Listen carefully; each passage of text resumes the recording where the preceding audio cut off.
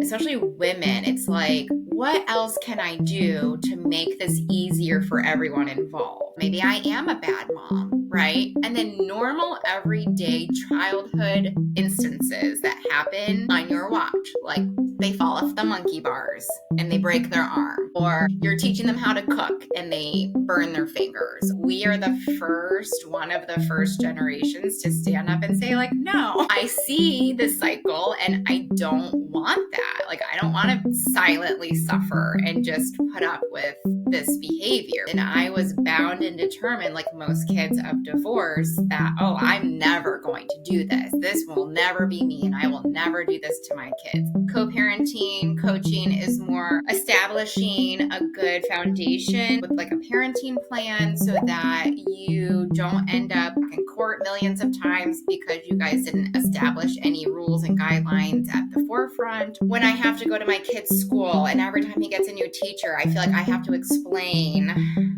the co-parenting dynamic, to wallow in the grief and the shame and the sadness, like certainly acknowledging the feelings as they come, knowing that it's a roller coaster.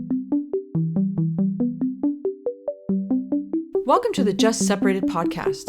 Hi, I'm Karen Oman, a thanatologist, grief counselor, divorce strategist, and co-author of the Just Separated workbook. I draw on years of personal and professional experience to guide you through the challenges of your divorce. Together, with our expert guests, we'll equip you with the clarity, resilience, and tools to take charge and move forward with confidence. Follow Just Separated and join us as we explore the many different facets of divorce. Welcome to the Just Separated podcast. I'm your host, Karen Oman, co-founder of Divorce Workshop.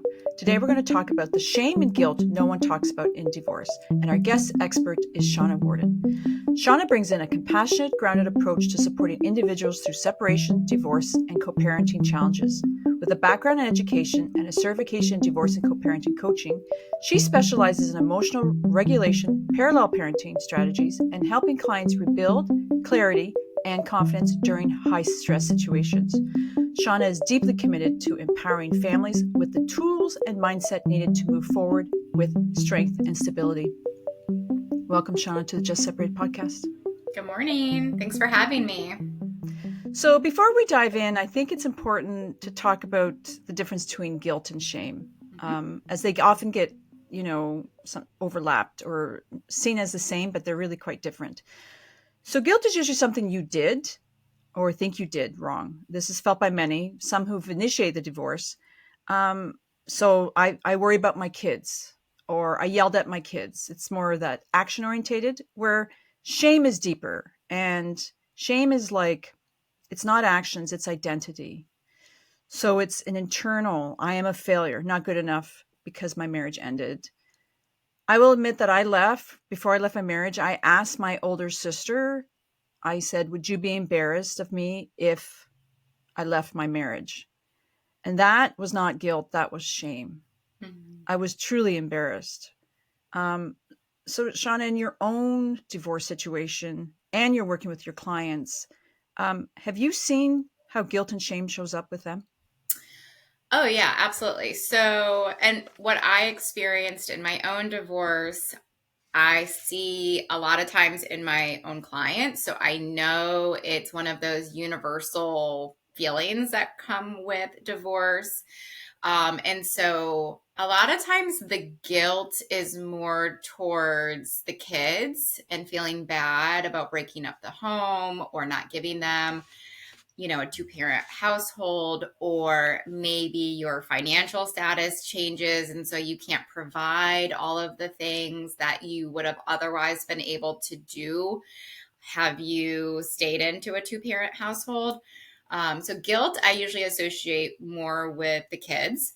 And then the shame is more, like you said, deeper than that, shame that you couldn't make the marriage work out, or like you said, what is wrong with me? Am I broken? Yes. And it sounds so old school to say this in 2025, but am I bringing shame to the family, whether that be your nuclear family or your extended family, depending on how you were raised? I think we've discussed this before. Like, I was raised in a Catholic family, and so that's a whole different um, level of conversation, especially if you're talking to your grandparents and things like that, and they don't come from a generation where this was something that happened. So yes, I definitely experienced it myself, and most of my clients experience one or the other, if not both. And so much like any other type of loss in life, the more that you process and go through the motions or talk to other people in that community that have experienced that, you do learn that you're not alone in your feelings. And I think sometimes that in and of itself can be helpful in the healing process to just know that these are normal feelings. Yeah, I was thinking, shame is that, where does that come from, right? Like shame is so deep because I think it's societal Mm-hmm. or cultural Mm-hmm. or the belief systems that you were raised with, right? And especially for women, right? We have such, I always often say that, moms are kind of the salt, right? Like keep everything together. And I think when we can't keep it together anymore, or we're not in this marriage anymore, that have this really hard, really feelings of that failure and shame that we couldn't make it work. And it Mm-hmm. feels like it was kind of our job to make it work, where we have to realize there's two parties that have to make it work, not just one. Mm-hmm. Yeah, I absolutely agree with you. And gosh, I feel like I have so many thoughts on this where, it's our generation. Again, I feel like, so for one, shame for me in my divorce was my parents were divorced when I was younger, and it was tumultuous. It really shaped my life and my view on relationships. And I was bound and determined, like most kids of divorce, that, oh, I'm never going to do this. This will never be me, and I will never do this to my kids. And then you grow up and life happens, and you understand that not everything is in your control, right? And then it happens, and you feel like you failed yourself.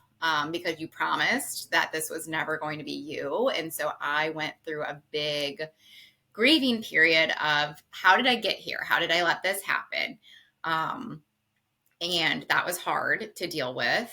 And you don't really have a lot of people, or I didn't have a lot of people to talk to about it, right? And so you're kind of just like sitting alone in these feelings of guilt and shame.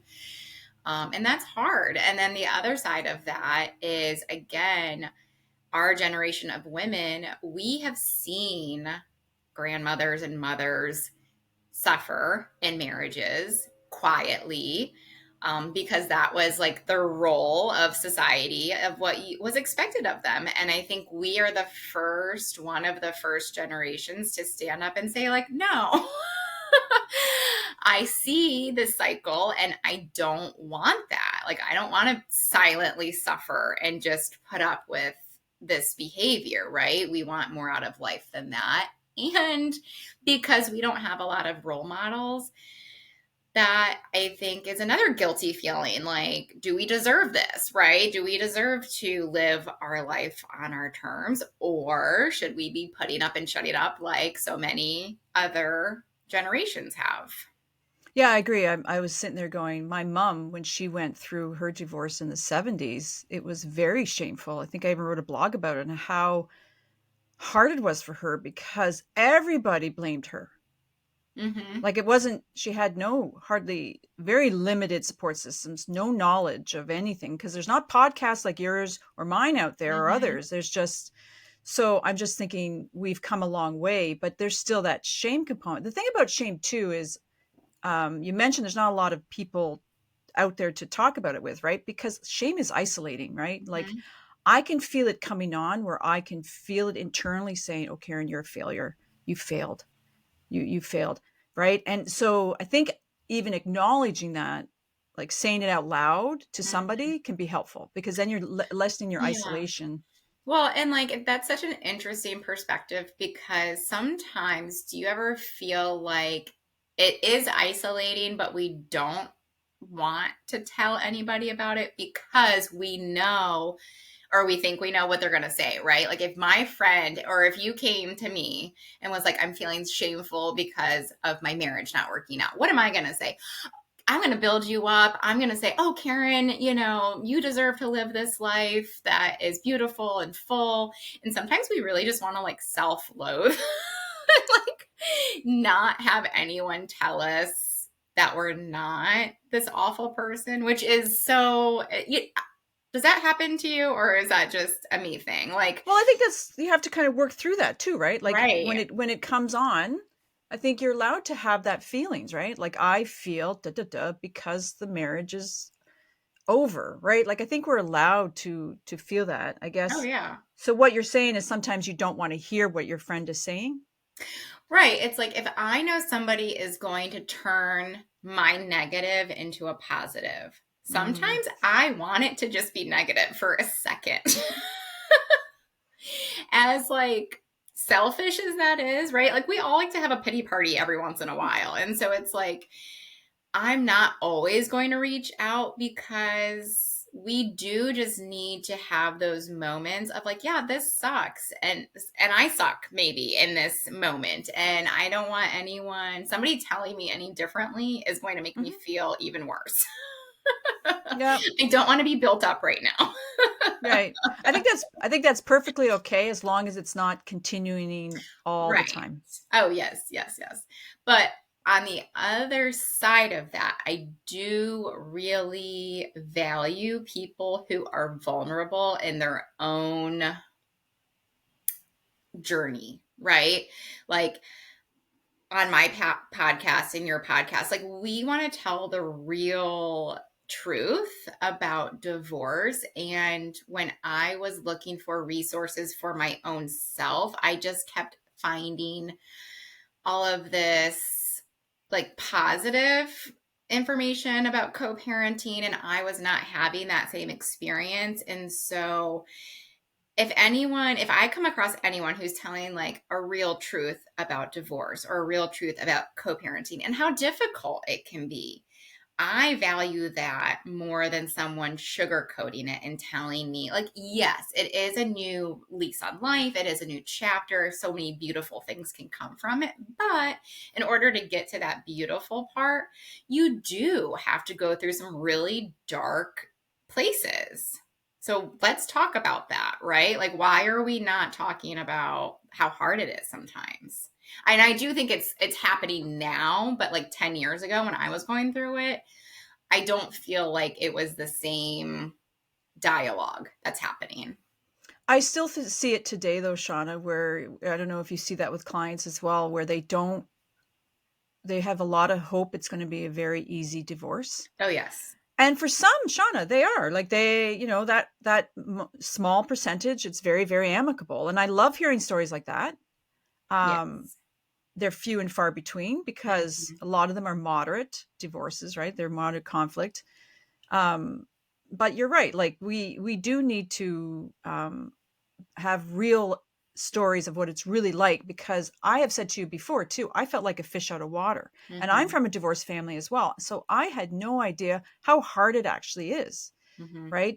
I would say I felt like a failure because what you said too about when you come from a divorced family, you said the same things I felt these like myself, or I felt like I am not going to make this marriage work. This marriage was not working. Okay. Mhm. It had not worked for a long time, but because I was so strung on that line that I am not going to put my kids through this because that broken family, right? We used to use that term a lot. I'm not Mhm. putting my kids through that. My identity, look, I failed. So I do think that is something that is the reason why you and I have a passion about trying to share real stories because I think it's reality, and I think you know not everyone's going to be extremely high conflict either, right? There's always happy mediums, but Mhm. I think being honest can help prepare people much better because as I said to you at the beginning, there's not many. I have clients who's like, oh no, everything's great. And then when you dig deeper, they're like, it's a mess, right? So I don't know if that's your own Right. experience. Oh, yeah. And a lot of times you'll have clients start out with you and they are, and I was the same way. It's like, okay, once I got past the fact that I was getting divorced, it's like, well, that doesn't mean that we can't co parent. Right. And so I still had these like rose colored glasses on where it's like, I'm going to make it work. I'm going to make this work. And it takes the two people to make it work. Right. And so I think in the marriage and in the divorce and in the co parenting, um, especially women, it's like, what else can I do to make this easier for everyone involved? And I think sometimes this is our first run in with something that like we don't have so much control over, and that's really difficult for us to accept. And we put a lot of that on us. Like if I'm nicer, if I give him what he wants, if I, if I do this, I highly doubt the men, and I'll just speak candidly, and anybody can comment and tell me I'm wrong, but I don't know a lot of men who are sitting there ruminating over like, what else can I do to make this easier, to make this work, or, whatever. That seems very women based in my experience. And so, really helping women understand sometimes it doesn't matter how nice you are or how easy you make it, it's just crappy all the way around. So, and I, that's a really hard lesson, especially for women who are people pleasers, right? Because we don't want to rock the boat. We don't want to make people unhappy. We don't want people to not like us. Um, and in this landscape of divorce and co parenting, the boat is going to be rocked, right? 100%. If Yeah. you take that though, so think about that. So you're a people pleaser, which I am, Mm-hmm. and you have those feelings of shame and failure. Mm-hmm. So what you're saying there is like, so you're co-parenting, you're like, okay, I'll go the extra mile. I'll do this. I'll do this. You know what I mean? Because you're used to that system you've always done it. You're on Mm-hmm. the boat. So, and you don't, I remember, um, uh, when we had separated, I was packing everything for him because I felt, I don't know if it was guilt or shame because I didn't really understand what I was doing. Like I was like, why am I Packing packing? things like for the kids to go to No, him, or for like packing the house. packing the house and Okay. help and packing for him. Like Oh my gosh. Yes. there was so much it was really hard to kind of. Karen, I have clients, more than one clients, who they find the new apartment for him. They pack his things for him. Oh, well, he needs a new job. Let me help him find a new job. And it's like, so a lot of the times my work is helping these women separate themselves. It's like you're divorced, but you're still his mom. You know what I mean? It's like you're packing the dinners for him and the lunches for him and the kids' backpacks for him and all of these things, and finding the planning activities for his co-parenting time. And it's like maddening because these women are so enmeshed in, like, that's your role. That's been your role, right? So a lot of the work, part of the divorce coaching or the co-parenting coaching is, why are we doing this? Like, why are we finding this apartment for him? Or why are we still coming to his house and walking his dog for him? You know what I mean? Like, it's wild to me. But so tell me about that, because you were one of these people, right? So was that guilt? You said that was guilt and shame based, you feel like? uh, I think it was probably the people pleaser who felt probably a lot of guilt and if it's action oriented, right? If I can help pack for him, if I can help, give him the nice towels, right? If I could, and I also, he came to the house one day and said, can you buy my mom a birthday gift? And Shauna, I did, right? I'm Oh just my trying to be goodness. real here. This is what I did. And Mm-hmm. it felt like my job still, because as you said, we kind of, but two, there was a deeper thing there. Like, I'm the one that kind of pushed for the divorce. So, and Mm-hmm. I felt like a failure and I had a lot of guilt toward it all. So I just think, well, I can help him here. I can do Mm-hmm. this. But you're right. It's learning not to do that. Yeah. But that take times. And finally, when I did, it really does help. Mm-hmm. But I'm going to say, like, I still have, and I'm 8 years post, 8 years, everybody. And I still feel shame. Mm. I still feel some shame. So I use a lot. One of the things I want to talk about too is that how we can help with shame, which is really the big brother of guilt, is by being really self-compassionate with yourself. And I think you mentioned that before, is trying to be, you know, when you don't want to hear that with your best friend, you go to your friend, you don't want to hear that empowering thing, but eventually internally you have to start saying some really good things to yourself. So when you Mm-hmm. start going down that rabbit hole, you start treating yourself internally, say, no, no, Karen, you did the best you could. Mm-hmm. And That's exactly what was just playing in my head. You did the best you could mhm, with the tools you had available at the time. And even, as I've been growing up, revisiting the feelings of like my parents' divorce or like my parents' parenting, right? Because a lot of times we look back and we're like, what were they doing or what were they thinking, right? And like sometimes we'll just never know. We have, especially depending on your parents, how open they are. My parents aren't super open with like talking about those things, right? So a lot of times you just are left with no answers, right? And so what I've had to tell myself is when I don't get the answers that I'm seeking, is just telling yourself, okay, they did the best they could with the tools that they had available. Do we wish they had better tools? Yes. Okay. And our kids will probably say the same thing one day. And it's, but at least I love that every generation is at least able to move the goalpost forward a little bit, right? Like, are we perfect parents? No, not at all. But do I feel like I've been able to move that goalpost a little bit from what my parents did? And no shame to them, right? It's like that's kind of what you hope for each generation, is that they do a little bit better because we know a little bit more.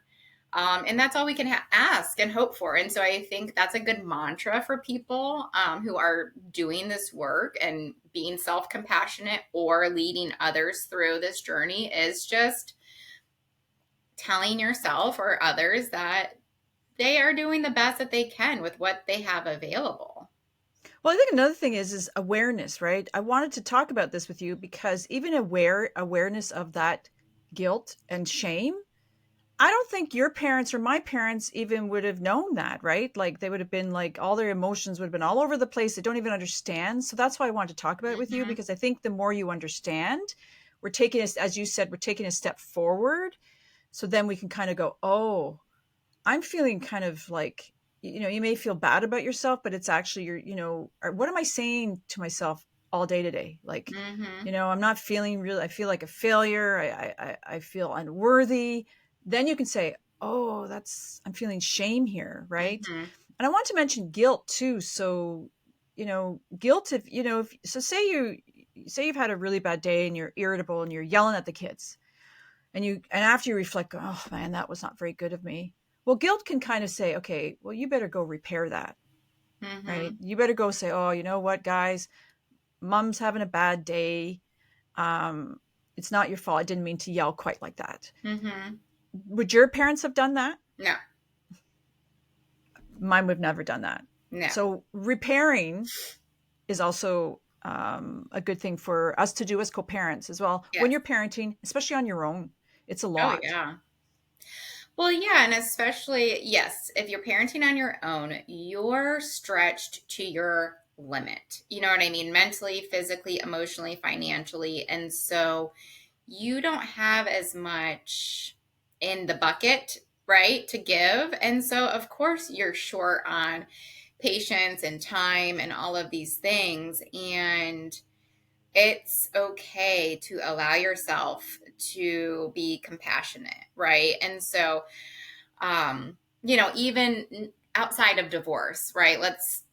Anybody can relate to this that's raising kids these days.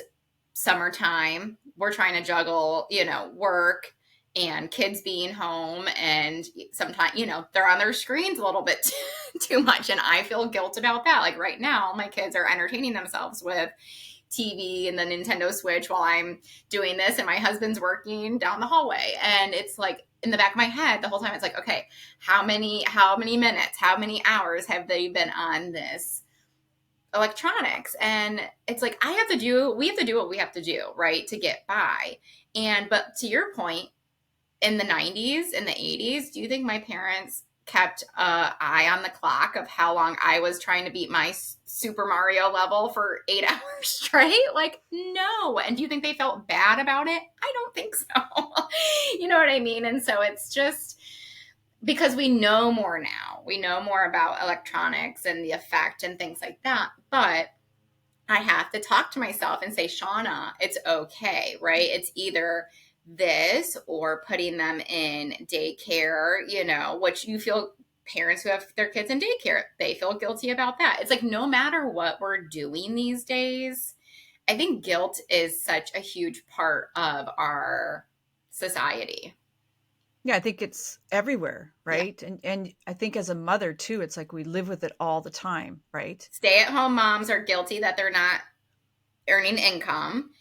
Working mothers feel guilty that they're not home more with their kids. We cannot do it all. And there's just not enough of us to go around, unfortunately. So do you have any tips? I have one tip for help those who are feeling guilty. Mm-hmm. Do you have any tips? You share yours first while I Okay, ruminate. so the one of the tips is if you're feeling really guilty, right? One of the things is actually it's a thanatology tip too, right? Because a lot of people in death loss or non-death loss, even like divorce grief, they feel really um, they can feel real guilt, right? I should have done Mm-hmm. this. I didn't do this. So go in front and pretend to imagine being in front of a judge Mm. and say what you feel guilty about, Mm-hmm. and then write it down and think.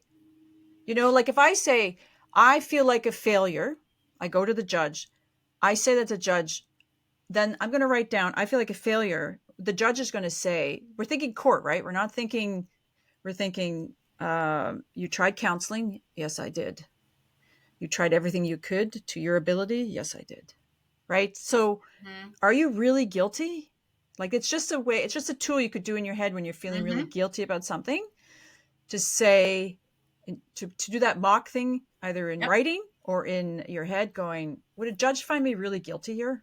Yes. Right. So I love this. And that's something that I do a lot for myself and like my clients because it's like, okay, if there's a situation that they're spiraling about, right? Whether it happened on their time or the other co parent's time. Typically, in my clients' situations, it's something that's happened on the dad's time that they are thinking is horrendous, right? And I try to frame it as okay, well, let's act if this went to court. And what would the judge say about this? Is this something that is so heinous that you need to petition, you need to go in front of a judge, we need to change custody over it? Or is this just something that is annoying to you because it's not what you would do in your household, right?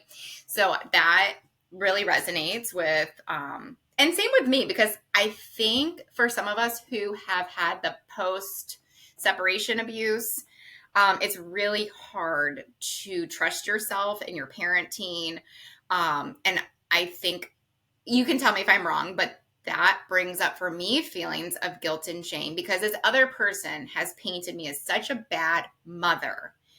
That's shameful. That's the worst thing that you could tell a woman, right? Is that she's a bad mother.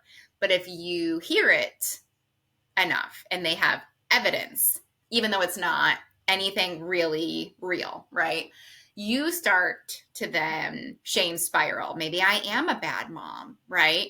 And then normal everyday childhood instances that happen on your watch, like they fall off the monkey bars and they break their arm, or you're teaching them how to cook and they burn their fingers, or all of these little things that make up our life, right? You think and you freak out, oh my gosh, am I a bad mom? Or God forbid, now they have to go to the other parent's house with a broken arm or a blister or a sunburn because it's summer, right? Everything becomes a potential issue. And that's really difficult in those high conflict spaces. I think that's a whole other, shame and guilt type thing. But yes, so when I was going through that and I was brought to court a lot, literally, not even just imaginatively, but you do have to kind of train yourself after you're traumatized so much in those instances where you do have to think, okay, if this was brought to court, what is the judge going to say? Is he going to penalize me for being a bad, negligent mom?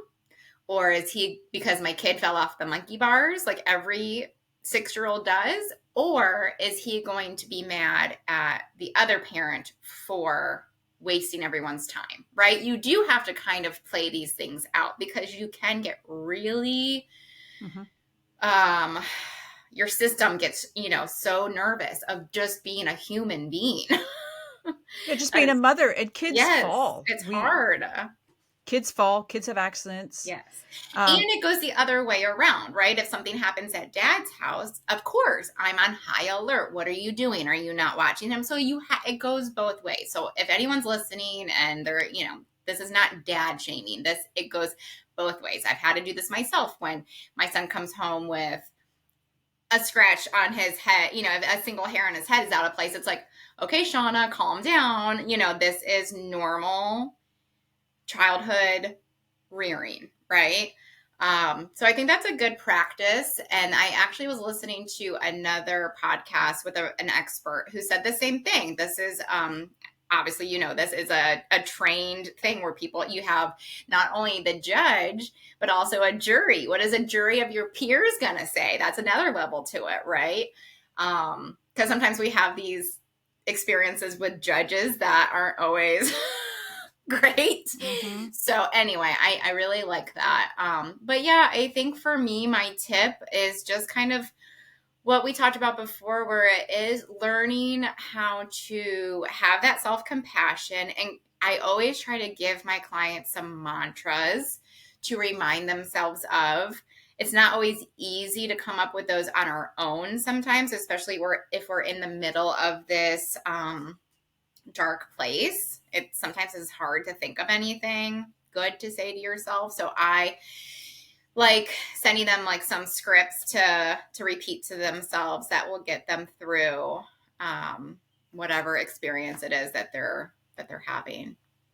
And I want to say about shame, guilt is the little brother of shame. And if you're really down a bad spiral of shame, you can seek therapy, because it can really, I just want to put that out there. It can really be dark because, especially if you've had a childhood that's been pretty traumatic and those feelings are really deep there, right? So I just want to mention that therapy could also be for some, they may need that extra support to get through that. Yeah, absolutely. And like one thing that I was thinking about, I was trying to think, when have I felt a lot of shame? And once you kind of get past you're still working on the divorce shame, it sounds like. And that, I feel like that can kind of like come and go for me.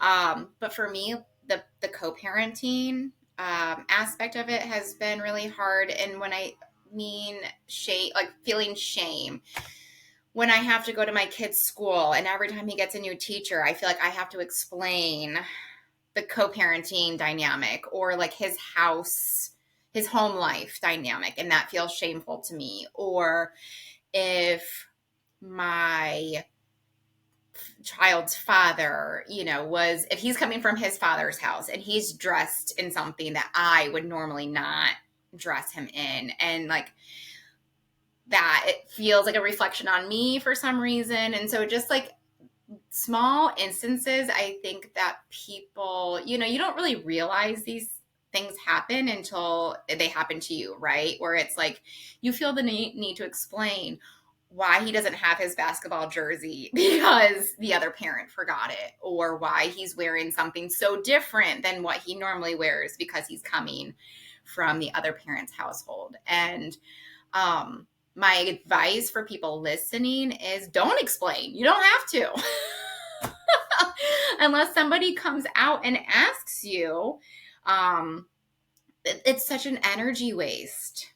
I would get so riled up thinking that this is a reflection on me as a person or a parent, and the people who know me know what's going on, and the people who don't, it's either, if the teacher has a question they can ask or not, right? And so that took me a long time. So if I'm like trying to help anybody who's newly going through it, is to not waste your energy trying to over explain yourself to the people that don't need explanations. Yeah, I was thinking it was a practice, right? That takes Mhm. practice and time to not get that feeling like, oh, shame. For me, I want to just let everyone know, the reason why I have shame and is because of who I was married to. Yes. Oh yeah. So I still feel so I can relate to that. I I yeah, till this day it is, I can't believe I was married to that type of person. Yeah, I guess you're right. That is I always related to like embarrassing, but I guess that is a type of shame. Mhm. Mhm. Or like, and I don't know if you experienced this at all. I've heard some, now that like time has passed, I'm remarried, whatever. Um, some of my friends have mentioned, oh, I was going to set you up with this guy, and he said he would have gone out with you, but he didn't want to deal with your ex. And I'm like, dang, that sucks. Mhm. And that's embarrassing, right? I'm Mhm. missing out on things because of who, I'm entrenched with, basically. And that is annoying. It is. And that's something that I've had to, we call it radical acceptance, right? I've had to slowly over the years start radically accepting that this was what it was. This is who I was married to. But I'm just being very honest here that Yeah. at times I brought my two girls into this life, into this world with this person. And I have to accept responsibility for that, Mhm. and not beat myself up about it. Um, Well, and I think that brings up a good point that I experienced, and I'm pretty sure every single client that I've talked to has discussed with me, is the shame of who you decided to give your kids as a parent. Now, granted, and this is what I've told myself, I would not have this child if it was not for this parent, and I would never take that back, right? I would go through all of this again to have my son. I wouldn't give him back for anything. But there is a huge level of guilt and shame that this is who I gave you as a parent, right? exactly. Yeah, that's a big one. That's huge. And another podcast we should have is the fact that that's what your children's parent is. Mm-hmm. And there's a lot Yeah. of complex and grief emotions that comes with, because I know I had that type of parent growing up. Mm-hmm. And I know what happens, as I was in therapy for 4 years in my 20s to deal Mm-hmm. with all that that came through with that my parents divorce. So that's a lot. I just wanted to be talk about that briefly. It's just that it is can be a heavy feeling. Mm-hmm. You live it, I live it, and our kids are thriving. But Yes. And I think, if your podcast is all about helping the next person that's experiencing this, what I've had, I mean, I am still I think we're always processing these feelings. I don't know that they ever go away. Um, so even you're 8 years, I'm 9 years out, we're still day to day, dealing with these emotions. You get better at it, right? But you still have these days where you're like, oh my God. But like for me and my son, it's just, I am his safe spot to talk to. And I had a therapist tell me this, and I tell this to all my clients. It only takes one healthy, stable, consistent parent for these kids to be okay. So if the other parent isn't it, then hopefully it's you. And just age development wise, being just open and honest about the conversations. And as you know, and I know, you grow up and you learn who your parents are as human beings. And so these kids aren't dumb. They're not blind, right? My kid is 9 and already kind of starting to see some things, and I was not oblivious to my parents' downfalls either. Um, so it's not your job as the stable parent to point out the crazy in the other parent. You don't need to. You don't need to, and that will actually backfire more on you than anything. And so just being their safe spot to land, I think really is all I need. Yeah, when I was in the therapist going through the divorce, she was saying the same thing, but she also said that they will figure it out. And my kids are older than yours, and they are figuring it out. They are figuring out the patterns on their own. And they've said stuff to me, and I just said, "Oh, well, yes, I guess." Like, but there Mm-hmm. is patterns, right? They'll see it. I'm not saying all kids, but I'm saying generally a lot of them will see the patterns themselves. Just like I saw the patterns with my own father, you probably saw the patterns with your parents or one of them, that they don't change, right? So Mm-hmm. it is something that I'm just back to the guilt and shame. There is that component with your children, right? So I'm glad we brought it up. Mm-hmm. Yeah, I think that's a really big one. Yeah, it's a big one. So before we wrap up, is there anything that we missed? I think I think I've said all the things that were running through my head. I think you, of course, are such an expert in this area and love hearing your sides of things, and just telling the people who are listening that these are normal feelings that you're processing, that you're going through. Certainly reaching out for assistance if you are struggling, whether it be with a divorce coach, a therapist, somebody like yourself that, is an expert in grief and things like that. It's certainly helpful. So I ask everybody this question before we finish. So for someone who's just separated, where they left or were left, advice would you give them to help them navigate those overwhelming early days? Yeah, I think the best thing to do, and this has been your message the whole time, is not to wallow in the grief and the shame and the sadness. Like, certainly acknowledging the feelings as they come, knowing that it's a roller coaster, right? I'm so much of a check the box person. Like, okay, I felt sad, I'm done with that. Okay, I'm angry, I'm done with that. And like, then when they would come back around, I'm like, wait a minute, we were already done with this feeling. What's happening? Right? Just knowing that, yeah, one day you can be sad, one day you can be angry, one day you can wake up with that burst of energy and clean your house and feel like this is the start of a new chapter. But knowing that those feelings are going to come back around at some point, and it's okay to feel all of those feelings, but don't sit in any one too long. Um, Depending on where they're at, like I had a 6 month old. I didn't have a choice but to get out of bed and feed the baby and take care of the house, all of those things. And so some days it does just look like putting one foot in front of the other. And then before you know it, a couple years have passed and you look around and you're like, oh gosh, I did it. Right. And so just, yeah, every day doesn't have to be moving mountains. It could just be like one small, I did the laundry today. I put away the dishes today. Like, what is your small victory of the day? Sometimes is just all you can do, right? Perfect. So I know you have a book and you have a podcast. If you want to talk about those and where they can get in touch with you. And I know you do co-parenting coaching now. That's awesome. So tell everybody what you do.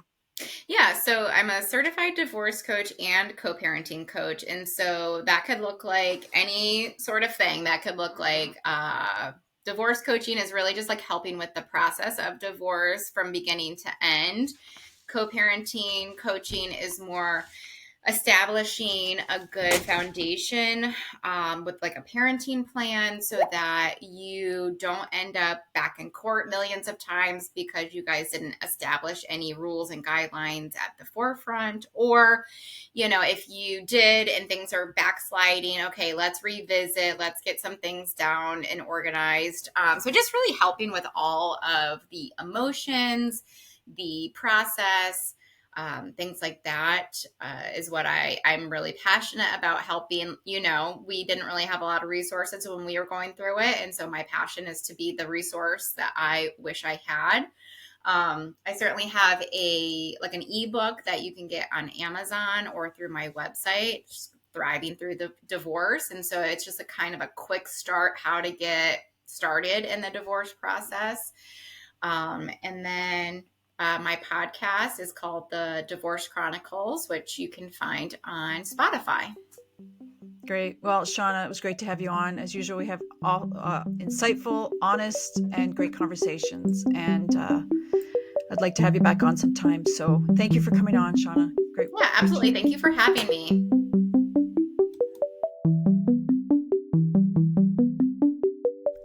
Thank you for joining today's discussion with our divorce expert. Check out the show notes for more about our guest. If you're finding value in our podcast, follow us on Spotify, Apple Podcasts, and our YouTube channel at Divorce Workshop. Share your questions, comments, or guest suggestions. We'd love to hear from you. For a comprehensive divorce guide, check out our Just Separated workbook on Amazon worldwide. This workbook covers everything from emotions and co-parenting to finances, legal insights, and recovery, a must-have for anyone navigating separation or divorce.